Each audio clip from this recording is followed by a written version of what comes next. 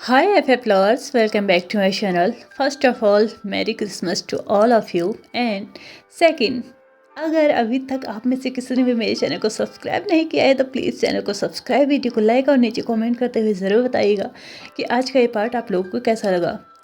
इसके अलावा thank you so much to all of you जिन्होंने भी मेरी वीडियो को लाइक किया है और नीचे कमेंट करके मुझे ये बताया है कल के पार्ट में कि वो पार्ट आप लोगों को कैसा लगा। सच में आप लोगों ने बहुत अच्छा रिस्पॉन्स उसमें दिया है, लेकिन वो यूट्यूब का ही कुछ एल्गोरिदम ऐसा हो रहा है कि व्यूज़ बहुत कम आ रहे हैं, तो उसमें मैं कुछ नहीं कर सकती। लेकिन एज़ कंपैरिजन मेरे दूसरे एफ के इसमें हमारे व्यूज़ बहुत अच्छे आए हैं, तो इसलिए मैं आप सभी का थैंक यू ज़रूर करना चाहूँगी। बहुत बहुत बहुत बड़ा वाला thank you to all of you and again merry Christmas. तो चलिए लव विथ मिसअंडरस्टैंडिंग के नेक्स्ट पार्ट को स्टार्ट करते हैं। लास्ट पार्ट में हमने देखा था कि वांग जी एक लड़की को अप्रोच करता है और उसका नाम तक उससे पूछ लेता है, जिसकी वजह से वहाँ पे खड़े बाकी लोग बहुत ज़्यादा शॉक्ड थे। वो लड़की भी अपनी जगह पे एक सेकंड के लिए खड़ी होती है और फिर टर्न होके वांग जी को देखने लगती है।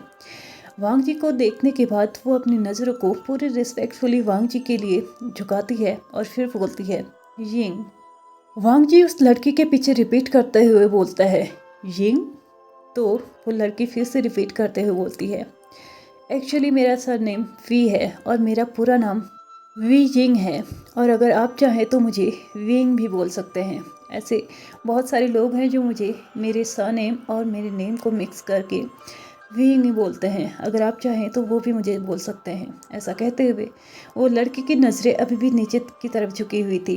लान वांग जी आंसर करते हुए बोलता है ओके विंग, मैं तुम्हें आज से विंग ही बोलूँगा, लेकिन अभी तुम्हें लेट हो रहा है तो तुम्हें तुम्हारी क्लास के लिए निकल जाना चाहिए। विंग भी उसे फिर से बो डाउन करती है, मतलब रिस्पेक्ट में थोड़ा सा झुकती है और उसके बाद वहाँ से चली जाती है।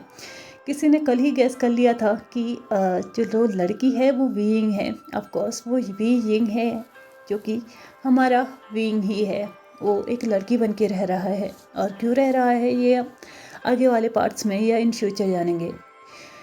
विंग अपने क्लास में पहुंच चुकी थी। क्लास में पहुंचने के बाद उसने देखा कि वहां पे बैठा हुआ कोई भी इंसान उसकी जान पहचान का नहीं है, और उसने जानबूझ के ऐसा कॉलेज चुना था जहां पे उसके पुराने स्कूल में से कोई भी नहीं आ सकता था। कोई भी वहाँ पे आना अफोर्ड भी नहीं कर सकता था, क्योंकि उस कॉलेज में एंट्री लेने के लिए दो कंडीशंस मेन तो होती थी। पहला, वहाँ पे उनका फैमिली बैकग्राउंड बहुत अच्छा होना चाहिए, यानी कि वो फैमिली से बहुत ज़्यादा रिच होने चाहिए। और दूसरा, उन स्टूडेंट का रिच होना ही काफ़ी नहीं था, उन लोगों का उन स्टूडेंट्स का ब्राइट होना भी बहुत ज़्यादा ज़रूरी था। और विंग के पास ये दोनों ही काबिलियत थी।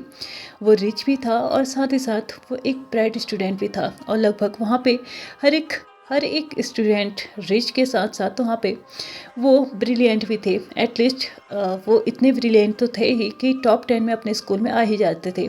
और विंग कितना रिच होगा और कितना ब्रिलियंट होगा, ये हम इस बात से ही आइडिया लगा सकते हैं कि वो जब से छोटा था तब से ही लड़की बन के ही मतलब स्कूल पढ़ रहा है, और अब कॉलेज भी वो एक लड़की बन के ही पढ़ रहा है। तो आप लोग आइडिया लगा ही सकते हैं कि वो कितना ब्रिलियंट होगा और कितना रिच होगा।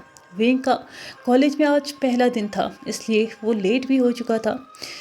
डरा सहमा हुआ सा विंग अपने कॉलेज के क्लास के एंट्रेंस पे खड़ा था, और वो बहुत ही हेजिटेशन के साथ अपने क्लास टीचर से अंदर आने के लिए पूछता है। और क्लास टीचर भी उसको अंदर आने की परमिशन देते हुए सभी को बोलती है कि आज हमारे क्लास में एक और न्यू स्टूडेंट आई है, जो कि आज ही न्यू एडमिशन करके आई है, इसलिए आज वो थोड़ा सा लेट भी हो गई, तो आज उसे मैं माफ़ करती हूँ, लेकिन मैं उम्मीद करती हूँ कि कल से तुम लेट नहीं होगी। तो विंग आंसर करते हुए बोलती है ऑफ कोर्स मैम, ये मेरा फर्स्ट टाइम है जब मैं लेट हो रही हूँ, और मैं प्रॉमिस करती हूँ कि नेक्स्ट टाइम से ऐसा कुछ भी नहीं होगा। टीचर भी विंग को अपना इंट्रोडक्शन देने के लिए सभी को बोलती है, और विंग भी सभी को अपना इंट्रोडक्शन देता है और बोलता है कि वो उम्मीद करती है कि आप सभी उसके साथ बहुत अच्छे से बिहेव करेंगे और बहुत अच्छे से उसका ध्यान भी रखेंगे, उसकी हेल्प भी करेंगे। और सभी लोग उसकी हेल्प करने का मतलब इस बात पे एग्री भी करते हैं। इसी के साथ विंग को उसकी सीट भी असाइन कर दी जाती है। बीइंग के अगल बगल ऐसा कुछ कोई भी नहीं था जिससे वो बात कर सकता था, क्योंकि बीइंग बचपन से ही बहुत ज़्यादा इंट्रोवर्ट रहा है। वैसे देखा जाए तो वो इंट्रोवर्ट रहा नहीं है, उसने अपने आप को इंट्रोवर्ट में कन्वर्ट किया था, क्योंकि वो अच्छे से जानता था कि अगर वो ज़्यादा बातें करेगा तो कहीं ना कहीं उसकी चोरी पकड़ी जाएगी, यानी कि चाहे कुछ भी हो जाए वो खुद के लुक को चेंज कर सकता है, खुद के ड्रेसअप को चेंज कर सकता है, पैसों का इस्तेमाल करके वो अपने आप की आइडेंटिटी सबके सामने आने से बचा सकता है। लेकिन ये जो लड़के लड़की में बोलने का ढंग होता है ना, मैं खा रही थी, मैं खा रहा था और थी में जो अंतर आता है ना, वो कहीं ना कहीं कोई ना कोई पकड़ ही लेगा। इसलिए विंग बहुत कम लोगों से बात किया करता था और बहुत सोच समझ के बात किया करता था।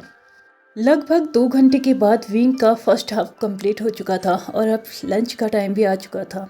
सभी लोग एक एक करके कैफेटेरिया जाने लगे थे और विंग भी उनके पीछे पीछे ही चल रहा था, क्योंकि उसने यहाँ आके अभी तक कैफेटेरिया नहीं देखा था। ये उसकी कॉलेज में पहला दिन था। इससे पहले वो आया था एडमिशन के लिए, तो भी उसने कैफेटेरिया तो नहीं देखा होगा और ना ही क्लासेस देखी थी। उसने बस प्रिंसिपल का रूम देखा था। वहाँ पे जाकर उसने एडमिशन वगैरह, अपने डॉक्यूमेंट वगैरह सबमिट किए थे। जो जो चीज़ें नेसेसरी होती हैं उन्हें सबमिट किया था और जो जानने लायक होती हैं उन्हें जान भी लिया था। उसके बाद आज ही उसका पहला दिन था, इसलिए वो नहीं जानता था कि कॉलेज में किस साइड को क्या है। और लंच का टाइम है तो ऑफकोर्स सी बात है उसको भी भूख लगी होगी और वो भी खाना खाना ही चाहता होगा। इसलिए सभी लोगों के पीछे चलना ही उसके पास एक ऑप्शन रह चुका था। लगभग 5 मिनट सबके साथ चलने के बाद विंग अब कैफेटेरिया में पहुंच चुका था। उसने खाने के काउंटर से खाना ले लिया था और एक खाली सीट पे जाके वो बैठ भी चुका था, क्योंकि अभी तक उसका कोई ऐसा फ्रेंड नहीं बना था जिसके साथ वो बैठ के आराम से खाना खा सके। इसलिए विंग अकेले ही बैठा था। विंग खाना खा ही रहा था कि तभी उसको चिल्लाते हुए किसी लड़के की आवाज़ आई। Oh my God, cute girl, तुम यहाँ पे बैठी हो। ऐसा कहते हुए वो लड़का भी आके उसके पास बैठ गया अपने खाने की ट्रे लेके। विंग ने जैसे ही अपने सर को उठा के उस लड़के की तरफ देखा तो उसने देखा कि वो वही लड़का है जो सुबह उससे टकराया था। लेकिन वो इस वक्त अकेला नहीं था, उसके साथ एक और लड़का था जो शक्ल से ही थोड़ा अकड़ू जैसा लग रहा था। लेकिन फिर से वो लड़का भी बोल पड़ा, वाह, तुम तो सच में बहुत ज़्यादा क्यूट हो, तुम्हारा नाम क्या है। इससे आगे वो कुछ बोल पाता, वह सांग उसको चुप कराते हुए बोलता है, चैन चैन चुपचाप बैठो, पहले मुझे उससे माफ़ी मांगने दो। एक्चुअल में मैंने तुम्हें बताया था ना कि मैं सुबह आते हुए एक लड़की से टकराया था, वो यही है और इन्हीं से मैं टकराया था।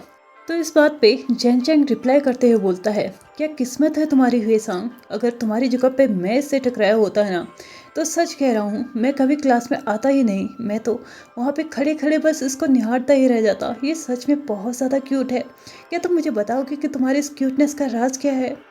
वे सांग उस पर फिर से चिल्लाते हुए बोलता है, क्या तुम 2 मिनट के लिए चुप रहोगे, मुझे उससे माफ़ी मांगनी है। तो जैन चैंग बोलता है, तुम्हारे सॉरी बोलने से या ना बोलने से वो कोई रिएक्ट तो नहीं करने वाली है ना, तुम उससे माफ़ी मांगोगे, वो बोलेगी हाँ मैंने माफ़ कर दिया, क्या इससे आगे और कुछ होने वाला है, इसलिए चुप रहो और मुझे उससे बात करने दो।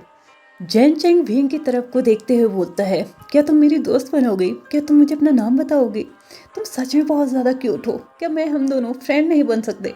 वे सांग से आगे और नहीं सुन सकता था। वो जैन चैंग के हाथ में एक चपेट लगाते हुए बोलता है, तुम चुपचाप बैठ नहीं सकते हो क्या, खाना खा लो, मुझे उससे माफ़ी मांगने दो। तो जैन चैंग बोलता है, अगर तुम्हें उससे सच में माफ़ी मांगनी ही थी ना, तो अभी तक तुम माफ़ी मांग चुके होते, मुझे मुझे बार बार बोलने का मौका क्यों दे रहे हो, और अगर तुम मुझे मौका दे रहे हो तो अब कौन सी बात है, मैं तो उसका फ़ायदा उठाऊंगा ही ना। ऐसा कहते हुए जैन चैंग फिर से विंग की तरफ देखने लगता है और विंग से बोलने लगता है, सुनो क्यूट गर्ल, तुम ये मत समझना कि मैं एक फ्लर्टर हूँ, एक्चुअल में मैं बिल्कुल भी फ्लर्टिंग नहीं करता हूँ, लेकिन सच में मैंने तुम्हारी जितनी क्यूट लड़की आज तक नहीं देखी है और मैं सच में तुम्हारा फ्रेंड बनना चाहता हूँ। मैं ये नहीं कह रहा हूँ कि तुम्हें मुझसे फ्रेंडशिप करनी ही होगी, अगर तुम चाहो तो तुम मुझसे फ्रेंडशिप कर सकती हो। और वैसे भी मुझे लगता है कि कॉलेज में पहली बार कुछ ऐसी चीज़ देखने को मिली है जो कि बहुत बहुत ज़्यादा ब्यूटीफुल है। मैं सच में तुम्हारे साथ फ्रेंडशिप करना चाहता हूँ और अगर तुम कंफर्टेबल हो तो ही हम लोग फ्रेंडशिप करेंगे। अगर तुम कंफर्ट फील नहीं कर रही हो तो कोई प्रॉब्लम नहीं है, हम दोनों पहले अच्छे से बातें करेंगे, आराम से एक दूसरे के साथ टाइम स्पेंड करेंगे, उसके साथ फ्रेंडशिप करेंगे। तो वे सांग उसको रोकते हुए बोलता है, प्लीज़ जैन चैंग, 2 मिनट के लिए अपनी बातें बंद करोगे। तो इस बात पे विंग बिना किसी देरी के वेसांग को रिप्लाई करते हुए बोलता है, कोई बात नहीं, मैंने आपको माफ़ कर दिया है, मुझे कोई प्रॉब्लम नहीं थी। आप भी जल्दीबाजी में ही कॉलेज को आ रहे थे, गलती से आपका धक्का लग गया था और वैसे भी आपने उस वक्त भी मुझसे माफ़ी मांग ली थी। इवन मेरी बुक्स को भी उठा के मेरे हाथ में रख दिया था, तो कोई प्रॉब्लम नहीं है मुझे, आपको माफ़ करने में कोई प्रॉब्लम नहीं है और बार बार सॉरी बोलने की कोई ज़रूरत भी नहीं है। मुझे कोई ज़्यादा हर्ट नहीं हुआ है या मुझे कहीं पे चोट भी नहीं आई है, तो सॉरी बोलने का ज़्यादा कोई फ़ायदा भी नहीं है। लेकिन इस वक्त अगर हम खाना खा रहे हैं तो मैं आप दोनों को ही एडवाइस देना चाहूँगी कि प्लीज़ चुपचाप खाना खा लीजिए, क्योंकि खाना एकदम मुंह बंद करके ही खाना चाहिए। जितनी शांति के साथ आप खाना खाएंगे उतनी शांति के साथ ही वो खाना हमारे शरीर में लगेगा और बहुत ज़्यादा अच्छे अच्छे उसके मतलब जो रिजल्ट्स होंगे वो आएंगे। भीसंग और जेनचेंग वहाँ पे इस बात को सुनते ही बहुत ज़्यादा शॉक्ड हो चुके थे। इसलिए नहीं कि किसी ने ये एडवाइस उन्हें पहली बार दी थी, बल्कि इसलिए कि किसी ने ये एडवाइस उन्हें पहले भी दी थी, लेकिन सेम एडवाइस उन्हें एक और पर्सन से सुनने को मिलेगा ये उन्होंने कभी नहीं सोचा था। और कहीं ना कहीं इस एडवाइस को सुनते सुनते अब वो लोग इस लाइन को रट भी चुके थे कि खाना खाते वक्त बोलते नहीं हैं। लेकिन इस वक्त उनका मूड नहीं था कि ये लाइन वो दोबारा से सुने, इसलिए वो विंग से इस बात पे एकदम डिसएग्री होते हुए वेसांग विंग को रिप्लाई करते हुए बोलता है, ओ प्लीज़ क्यूट गर्ल, प्लीज़ तुम तो ऐसा मत बोलो। तुम्हें पता है हमारा एक फ्रेंड है जो हमसे बार बार यही बोलता है और मैं चाहता हूँ कि मैं अभी वो हमारे साथ नहीं है तो एटलीस्ट इस वक्त हम लोग इंजॉय कर सकते हैं ना। और वैसे भी लंच ब्रेक इतना लंबा नहीं होता जहाँ पे हम खाने के बाद आराम से बैठ के आराम से बातें कर सकें, तो मुझे तो लगता है कि हमें खाते खाते ही बात भी कर लेना चाहिए। विंग इस पे अपना कोई रिप्लाई देता इससे पहले ही वहाँ पे किसी और की आवाज़ आ चुकी थी और इस इंसान ने बोला था, देखा तुमने, तुम्हारे अलावा हर कोई जानता है कि खाना खाते वक्त बोलते नहीं हैं और मैं तुम दोनों को फिर से एडवाइस दे रहा हूँ कि खाना खाते वक्त बोलना मत। और साथ ही साथ अगर कोई इंसान इस चीज़ को फॉलो करता है तो अपनी बकवास भरी बातों से उसका माइंड वॉश करने की कोई ज़रूरत नहीं है। ऐसा कहते हुए वो इंसान भी वहाँ पे खड़ा हो चुका था उन तीनों के सामने, यानी कि विंग, जेनचेंग और वेसांग के सामने। तभी वेसांग उस इंसान की तरफ देखते हुए बोलता है, ओह लान वांग जी, आओ मैंने तुम्हारे लिए सीट बचा के रखी है। तो वांग जी उसको रिप्लाई करते हुए बोलता है, तुमने मेरे लिए सीट बचा के रखी है, यहाँ पे एक टेबल में 4 सीट हैं, तो अब कौन सी बात है 3 लोग बैठ चुके हैं तो एक सीट तो वैसे भी खाली ही रहेगी, तुमने कोई मेरे लिए सीट नहीं बचा के रखी है।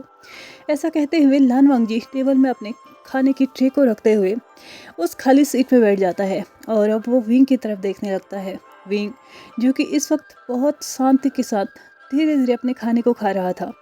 तो वांग जी अपने खाने को स्टार्ट करने से पहले विंग से क्वेश्चन करता है, तो मिस विंग आपका फर्स्ट डे कैसा था। तो विंग वांग जी की तरफ देखते हुए उसको कुछ बोलने की हिम्मत नहीं आती है कि वो उसको क्या आंसर करे, लेकिन फिर भी कुछ देर तक वैसे ही चुपचाप बैठे रहने के बाद विंग आंसर करता है, एक्चुअली ठीक था, फर्स्ट डे होने की वजह से आज मुझे कोई पनिशमेंट नहीं मिली, लेकिन मैं कोशिश करूँगी कि कल से थोड़ा जल्दी आ सकूँ।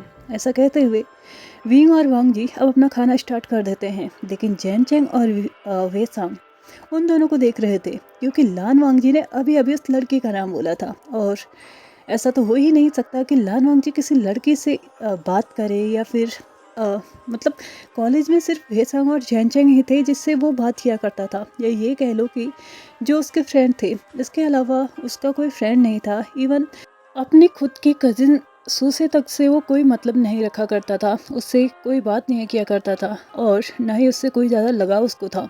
अगर उस कॉलेज में वो किसी से बोलता था या फिर थोड़ा बहुत बातें कर लिया करता था तो वो था जेनचेंग और वेसांग। जेनचेंग और वेसांग बहुत अच्छे फ्रेंड्स थे, मतलब उन लोगों की बॉन्डिंग बहुत अच्छी थी। अगर इसके अलावा वो दोनों भी किसी से बहुत अच्छे से बात करते थे वो लान वांग जी ही था, और लान वांग जी की लाइफ में तो फ्रेंड नाम में सिर्फ वो 2 ही थे, बाकी उसकी लाइफ में कोई और अभी आया भी नहीं था, लेकिन शायद कोई था जो धीरे धीरे आ रहा था। जेनचेंग और वेसांग इस वक्त लान वांग जी को देख रहे थे और वो पूछना चाह रहे थे कि क्यों क्यों उसको इस लड़की का नाम पता है और कैसे पता है। तो वांग जी तो समझ चुका था उनकी जो नज़रें उसके ऊपर टिकी हुई थी उस चीज़ को देखने के बाद या महसूस करने के बाद कि ये दोनों उससे कुछ ना कुछ क्वेश्चन तो करना चाहते हैं, इसलिए वांग जी वो दोनों कुछ क्वेश्चन करते से पहले ही बोल चुका था, क्या तुम्हें समझ में नहीं आता है कि खाना शांति से खा लेना चाहिए, तो प्लीज़ खाना खा लो, हम उसके बाद बात कर सकते हैं। ऐसा कहते हुए वांग जी ने अपना खाना स्टार्ट किया, और अगर वांग जी ने एक बार बोल दिया है तो उसके बाद वो आंसर करेगा या बात करेगा, इसकी कोई भी पॉसिबिलिटीज नहीं है। इसलिए वेसांग और जैनचेंग ने भी खाना खाना स्टार्ट कर दिया था। लगभग 15 से 20 मिनट के बाद उन लोगों ने अपना लंच कर लिया था, और अब वो चारों ही आमने सामने आराम से बैठे हुए थे। आज कैफेटेरिया का माहौल भी बहुत ज़्यादा मतलब बदला बदला सा था। लगभग सभी लोगों की नज़रें उस एक टेबल पे थी जहाँ पे 4 लोग बैठे हुए थे, विंग, जैनचेंग, वेसांग और लानवांग जी। ऐसा नहीं था कि यहाँ पे ये तीनों पहले एक साथ नहीं बैठा करते थे, लेकिन इन तीनों के साथ कोई चौथा आके कभी बैठ जाए, इसकी कभी किसी की हिम्मत नहीं हुई, और ना ही इन तीनों ने कभी अलाउ किया। ये तीनों ही हमेशा अपना लंच हमेशा एक साथ किया करते थे, और मोस्टली टाइम ये लोग एक साथ ही स्पेंड भी किया करते थे। वो बात अलग है कि वेसांग और जैनचेंग अभी 3rd ईयर में हैं, यानी कि लानवांग जी से 1 ईयर एल्डर है, वो सीनियर है 1 साल, लेकिन फिर भी वो उन्हीं से बात किया करता था या फिर उन्हीं के साथ रहा करता था, अगर कभी रह जाता था तो, वरना लानवांग जी हमेशा अकेले ही रहा करता था। लेकिन लंच के टाइम पे ये तीनों हमेशा एक साथ रहा करते थे, और इनके साथ कोई चौथा कभी नहीं आ पाया था। लेकिन आज ये लड़की जो कि आज इस कॉलेज में एंटर की हुई है, वो इन लोगों के साथ बैठी हुई थी। इस बात को जैसे ही सब नोटिस कर रहे थे, तो बहुत ज़्यादा शॉकिंग रिएक्शंस के साथ उस साइड को देख रहे थे जिस साइड वो 4 के 4 लोग बैठे हुए थे।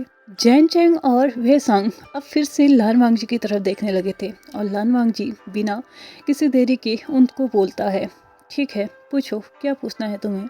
तो वेसांग एकदम बोलता है, मतलब टेबल में हाथ मारते हुए, इतने ज़ोर से नहीं, थोड़ा बहुत, मतलब नॉर्मल सा स्लैप उसने टेबल पे किया था, और उसके बाद बोलता है, क्या तुम मुझे बताओगे कि तुम इस लड़की का नाम कैसे जानते हो। तो लैन वांग जी आंसर करते हुए बोलता है, क्या तुम्हें याद है तुम सुबह किससे टकराए थे।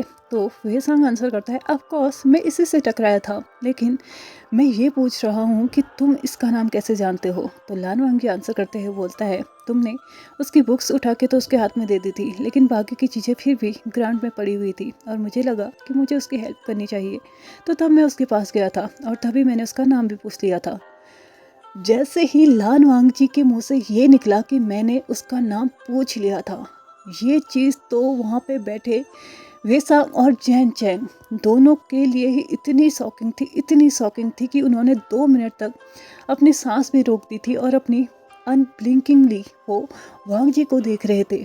हाउ कैन इट पॉसिबल यार, कैसे एक लान वांग जी जो इतना कोल्ड प्रिंस है, आज तक हजारों लड़कियों ने उस पर ट्राई किया है, बहुत सारी लड़कियों ने उसको अप्रोच करने की कोशिश की है, लेकिन लान वांग जी ने कभी भी उनसे कभी कोई मतलब नहीं रखा करता था। यहाँ तक कि उसकी खुद की क्लासमेट जो कि 6th स्टैंडर्ड से उसके साथ पढ़ा करती है, म्यान तक से उसने कभी बात नहीं की, जबकि उस लड़की ने सिर्फ उसके स्टडी रिलेटेड ही बात करने की कोशिश की है। उसके अलावा उसने कभी भी उससे फालतू की बकवास करने की कोशिश नहीं की है। लेकिन फिर भी लान वांग जी उसको 2 से ढाई मिनट के अंदर ही अपने आप से दूर कर देता है, या फिर यूँ हो कि इतने से ज़्यादा उसने आज तक कभी किसी लड़की से बात नहीं की है, और किसी का नाम पूछना ये तो बहुत बहुत बहुत बड़ी बात थी। और वेसांग और जैन चैंग ये सोच के ही अपने मन में मतलब इमेजिनेशन करने लगे थे कि उस वक्त लान वांग जी ने ये क्वेश्चन कैसे पूछा होगा।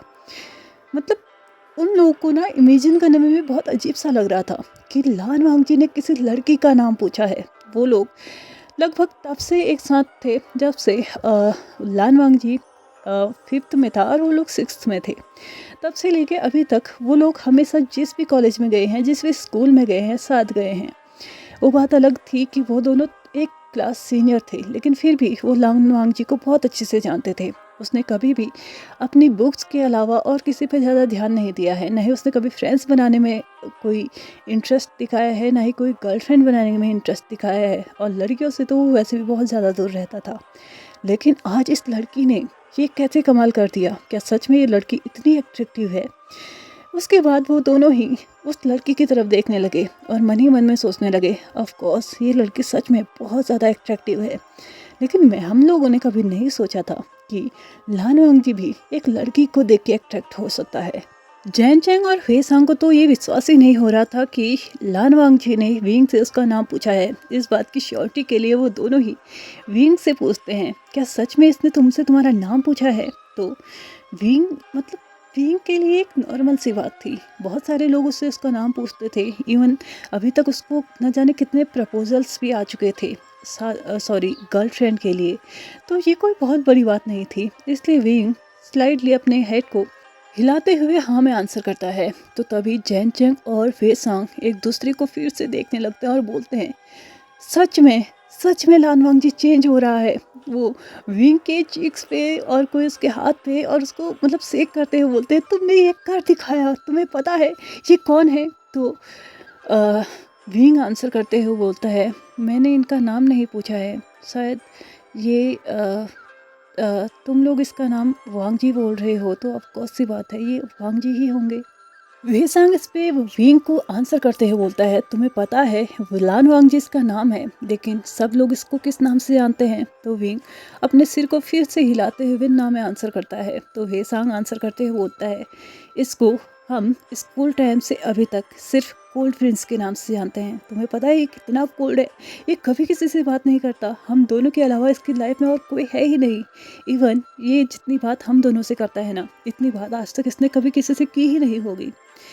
विंग देख रहा था जब से लान वांग जी यहाँ पे बैठा है तब से लेके अभी तक उन लोगों के बीच में ज़्यादा बात नहीं हुई है। तो मतलब लान वांग जी अगर इन लोगों से सबसे ज़्यादा बात करता है तो मतलब बाकियों से तो वो बात ही नहीं करता होगा। और इस बात के पे विंग भी कहीं ना कहीं सरप्राइज्ड हो चुका था कि आखिर उससे उसने क्यों बात की। इसी के साथ वे सांग अपनी बातों को कंटिन्यू करते हुए बोलता है, तुम्हें पता है कोई भी लड़की इसके आसपास आती है ना, ये उससे 10 फीट दूरी पे चले जाता है। और कोई भी इसकी हेल्प लेना चाहे ना, तो ये सिंपली उससे ये बोल के पल्ला झाड़ देता है कि अगर बहुत ज़्यादा ज़रूरी नहीं है तो वो किसी और से ज़्यादा हेल्प ले ले। अगर मेरे अलावा कोई और इस काम को कर सकता है तो प्लीज़ जाके उन्हीं से हेल्प ले लो, मुझे पढ़ाई करनी है। लेकिन पहली बार मैंने सुना है कि लान वांग जी ने किसी का नाम पूछा है, और वो भी तुम्हारा नाम। क्या बात है, मैं सच में ये मानता हूँ कि तुम ग्रेट हो। ऐसा कहते हुए वो एक मतलब फ्लैंकिश टाइप की विंग की साइड को फ्लाई करता है। इस बात पे वांग जी को थोड़ा अजीब सा लगता है, ये क्या चल रहा है उसके सामने। वे सांग इस लड़की से फ्लर्टिंग कर रहा है जो कि इतनी इनोसेंट सी है, शांत है, और उसको ये तो पूरा यकीन था कि वो फ्लर्टिंग वगैरह नहीं जानती है और वे सांग को झेल पाना शायद उसके लिए बहुत ज़्यादा मुश्किल होगा। तो इस बात पे वांग जी इस सिचुएशन को कंट्रोल करते हुए उस लड़की से यानी कि विंग से बोलता है कि अगर तुम्हें कोई हेल्प चाहिए हो तो तुम मुझसे बोल सकती हो, स्टडी रिलेटेड कोई तुम्हें हेल्प चाहिए हो तो तुम मुझसे बोल सकती हो, और अगर तुम चाहो तो हम दोनों फ्रेंड्स बन सकते हैं। वांग जी के मुँह से ये सेंटेंस बाहर निकलना ही था कि मानो जैन चेंग और वे सांग दोनों की तो आंखें बाहर निकलने को थी शॉक्ड की वजह से। तो इस बात पे जैन चेंग वांग जी से क्वेश्चन करते हुए बोलता है, क्या कुछ और भी ऐसा बचा है जिसकी वजह से तुम हमें शॉक्ड करने वाले हो? तुम्हें पता है हमें अगर तुम ऐसे ही बातें करते रहे ना तो हमें आज के ही दिन में हार्ट अटैक आ जाएगा। क्या तुम चाहते हो कि कल से हम कॉलेज ना आए? तो इस बात पे लान वांग जी आंसर करते हुए बोलता है, मैंने कभी भी ये नहीं कहा कि मैं कभी किसी से बात नहीं करूँगा, बस डिपेंड करता है कि सामने वाला इंसान कैसा है। मुझे लगता है कि विंग अपने पढ़ाई को लेके बहुत ज़्यादा सिंसियर है और बहुत ज़्यादा सीरियस भी है, तो ऑफकोर्स सी बात है मुझे उसकी हेल्प करनी चाहिए, और वो मेरी जूनियर है तो उसको मेरी हेल्प की ज़रूरत पड़ सकती है। इसलिए तुम कोई बात की टेंशन मत लेना, ये दोनों बकवास करते रहते हैं। अगर तुम्हें पढ़ाई में कभी भी हेल्प चाहिए हो तो तुम उससे कांटेक्ट कर सकते हो। ऐसा कहते हुए वो विंग की तरफ एक सॉफ्ट से स्माइल के साथ देखने लगता है, और वे सांग और जैन चेंग के लिए तो ये काफ़ी था वहाँ पे बैठे बैठे बेहोश होने के लिए। तो चलिए फ्रेंड्स, आज के इस पार्ट को भी हम यहीं पे ख़त्म करते हैं और नेक्स्ट पार्ट में देखते हैं कि वे सांग और जैन चेंग होश में आते हैं या नहीं। तो चलिए आज के इस पार्ट को हम यहीं पे ख़त्म करते हैं। वीडियो पसंद आए तो please like share subscribe and comment करते हुए जाएगा। Again very very very happy Christmas to all of you and bye bye.